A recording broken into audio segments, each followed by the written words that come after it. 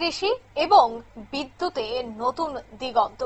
কৈলাসহরে 132 KV transmission line এবং কৃষি বন্ধু কেন্দ্রের উদ্বোধন। ত্রিপুরা সরকারের উন্নয়নমুখী পদক্ষেপে অংশ হিসেবে কৈলাসহরের গৌরনগরের অমরনির্মিত 132 কেভি ট্রান্সমিশন লাইনের উদ্বোধন আজ সম্পন্ন হয়েছে।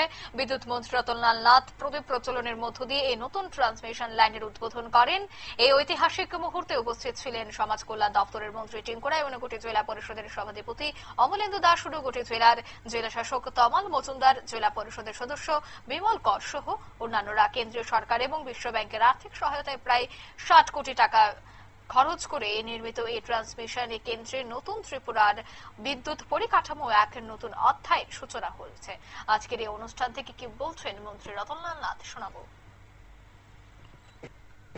132 কেভি কৈলাসহর গৌরনগর সাবস্টেশন পর্যন্ত নতুন করে ডাবল সার্কিট ট্রান্সমিশন লাইন। এটা একটা হলো সাবস্টেশন, আবার ডাবল সার্কিট ট্রান্সমিশন লাইনও, যাতে কোনো মতেই কারেন্টের অসুবিধা না হয়। এবং এই জন্য মোট খরচ হয়েছে 59 crore 82 লক্ষ, প্রচুর টাকা। তো এটা আমরা টাকাটা পেয়েছি কি সেন্ট্রাল গভর্নমেন্ট এবং বিশ্বব্যাংকের সহায়তা আমরা এটা করেছি ফর দি।